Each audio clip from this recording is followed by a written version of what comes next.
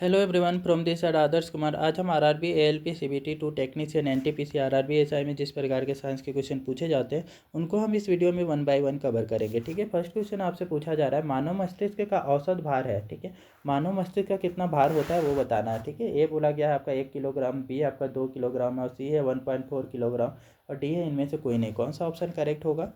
तो मानव मस्तिष्क का जो आपका भार होता है ये 1.4 किलोग्राम होता है। ठीक है, ऑप्शन नंबर सी करेक्ट है। अगले क्वेश्चन पे आते हैं। तो नेक्स्ट यहाँ पे पूछा गया है, रुधिर चाप नियंत्रित होता है। ठीक है, रुधिर चाप आपका किससे नियंत्रित होता है वो बताना है। ए बोला गया है कि थाइमस द्वारा, बी आपका थायराइड द्वारा, सी है एड्रिनल द्वारा और डी है आपका वृषण द्वारा। कौन सा ऑप्शन करेक्ट होगा?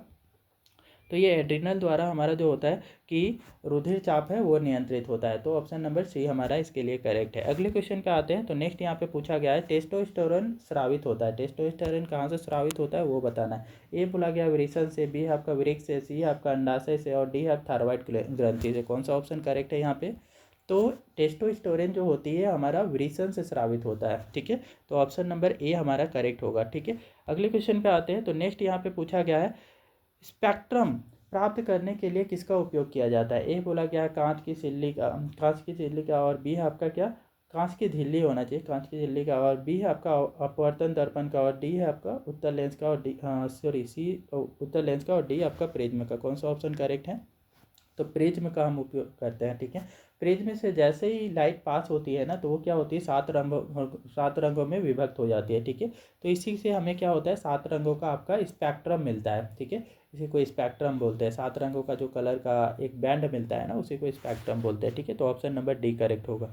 अगले क्वेश्चन पे आते हैं। तो नेक्स्ट यहाँ पे पूछा गया है, निम्न में से किस दृष्टि दोष में नेत्र को क्रिस्टलीय लेंस धुंधला अपारदर्शी हो जाता है। ठीक है, जो आंखों का जो लेंस है वो कौन से आपका दृष्टि दोष की वजह से धुंधला हो जाता है? ठीक है, वो बोला गया है निकट दृष्टि दोष और बी है आपका मोतियाबिंद, सी है आपका दीर्घ दृष्टि और सी डी है जरा दूर दृष्टि। कौन सा आपका करेक्ट है यहाँ पे? तो मोतियाबिंद की वजह से, मोतियाबिंद में जो आँख का जो आई लेंस होता है ना, आई लेंस में क्या हो जाती है, फेट जमा हो जाता है ना, वसा जमा हो जाता है। इस वजह से जो है कि जो भी लाइट है वो क्लियरली इंटर नहीं कर पाता। जब क्लियरली इंटर नहीं कर पाएगा तो इसी को बीमारी को हम मोतियाबिंद कहते हैं। ठीक है, अगले क्वेश्चन पे अगर यहाँ पे पूछा गया है, मानव नेत्र में उपस्थित लेंस है। ठीक है, मानव नेत्र में कौन सा लेंस होता है वो बताना है। ए बोला गया कि उत्तल, बी है आपका कोई लेंस नहीं होता, सी है अवतल और डी है इनमें से कोई नहीं। ठीक है, कौन सा ऑप्शन करेक्ट है?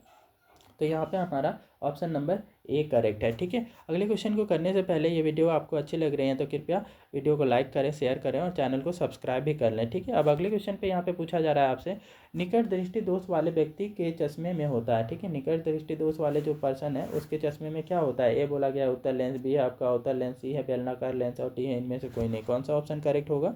तो निकट दृष्टि दोष से ग्रसित इंसान की जो होती है, ठीक है, उसके चश्मे में उसको पहले कौन सी डिफेक्ट होती है वो समझे। ठीक है, तो उसको निकट दृष्टि दोष से ग्रसित है तो मतलब वो सामने की चीज़ें देख पाता है लेकिन दूर की चीज़ें नहीं देख पाता है ना। तो दूर की चीज़ों को देखने के लिए अवतल लेंस का उपयोग किया जाता है ना। तो ऑप्शन नंबर बी हमारा करेक्ट है। ठीक है, अगले क्वेश्चन पे आते हैं। तो नेक्स्ट यहाँ पे पूछा गया, मानव शरीर में सबसे लंबी कोशिका कौन है? ठीक है, काफ़ी ज़्यादा इंपॉर्टेंट है। ठीक है, तो यहाँ पे बोला गया है कि रक्त कोशिका, बी है आपका मांसपेशिया, सी है तंत्रिका कोशिका और डी है आपका दिल की कोशिका। कौन सा ऑप्शन करेक्ट होगा? तो मानव शरीर में सबसे लंबी आपको कोशिका कौन होती है? तो तंत्रिका कोशिका होती है, याद रखना है। ठीक है, 1 मीटर तक लंबी कोशिका हो सकती है। ठीक है, तो ये हमारा ऑप्शन नंबर सी करेक्ट है। अगले क्वेश्चन पे आते हैं। तो नेक्स्ट यहाँ पे पूछा गया, किशोरावस्था में होने वाले शारीरिक परिवर्तन का कारण है। ठीक है, किशोरावस्था में जो शरीर में परिवर्तन होते हैं वो किसकी वजह से होते हैं?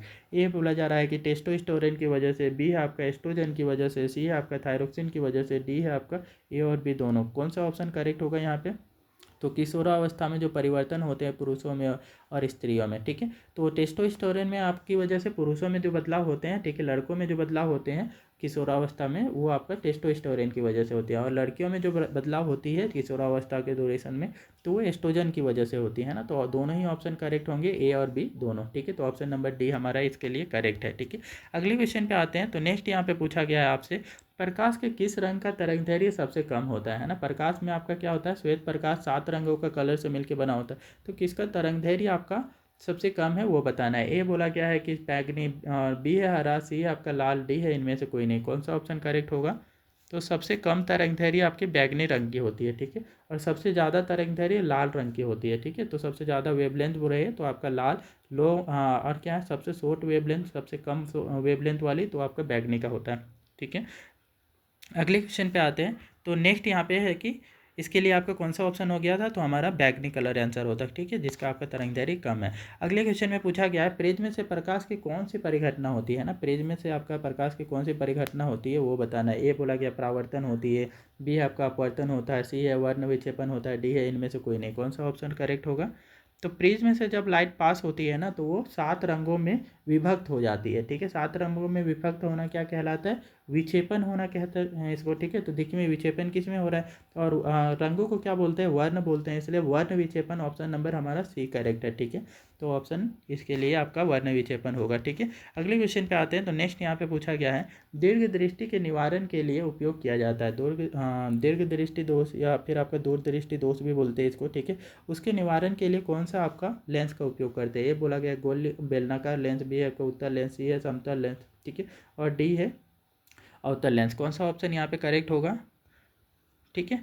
तो हमारे पास ये जो होते हैं दूर दृष्टि दोष में होता क्या है वो समझे पहले। तो दूर की चीज़ें क्लियरली दिखाई देती है, सामने की चीज़ें नहीं दिखाई देती, और सामने की चीज़ों को देखने के लिए उत्तल लेंस का हम उपयोग करते हैं, ठीक है। तो ऑप्शन नंबर बी इसके लिए क्या होगा, करेक्ट ऑप्शन है, ठीक है।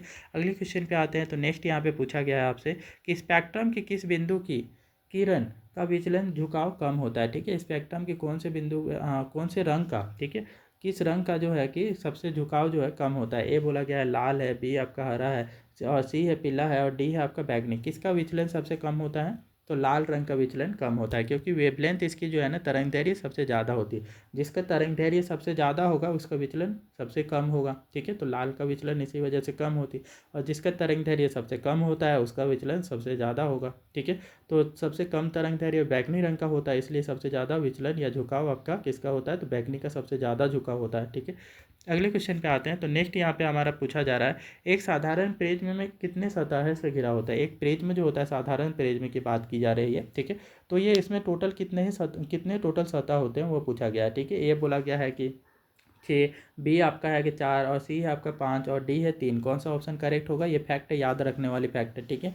बताएंगे कौन सा है, ठीक है। तो ऑप्शन नंबर सी हमारा करेक्ट होगा। एक साधारण प्रिज्म, जब भी साधारण प्रिज्म की बात करें तो टोटल इसमें 5 होते हैं, ठीक है, इसकी सतह। तो याद रखना है, ये डायरेक्ट टू द पॉइंट आपको ऐसे के ऐसे पूछा जाता है, ठीक है। अगले क्वेश्चन पे आते हैं। तो नेक्स्ट यहाँ पे पूछा गया है कि आँख का व्यवहार होता है, आँख का कैसा व्यवहार होता है वो बताना है आपको, ठीक है। ये बोला गया है अवतल दर्पण की सतह, और बी है आपको उत्तल लेंस की सतह, सी है समतल दर्पण की सतह, डी है इनमें से कोई नहीं, ठीक है।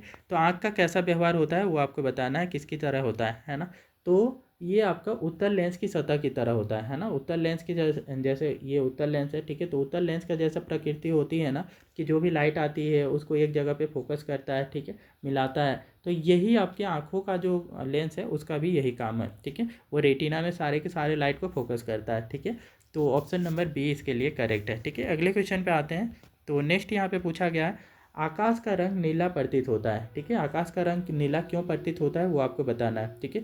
ए बोला गया प्रकाश के परावर्तन की वजह से, और बी है आपके प्रकाश के परिकर्णन की वजह से, ठीक है, और सी है आपका प्रकाश के अपवर्तन के कारण, और डी है इनमें से कोई नहीं। कौन सा ऑप्शन करेक्ट होगा, तो आकाश का रंग जो होता है कि आपका नीला किसकी वजह से होता है, तो प्रकाश के परिकर्णन की वजह से, ठीक है। तो प्रकाश का परिकर्णन ऑप्शन नंबर बी करेक्ट होगा, ठीक है। ये वीडियो आपको अच्छी लगी है तो कृपया वीडियो को लाइक करें, शेयर करें, और चैनल को सब्सक्राइब भी कर लें, ठीक है।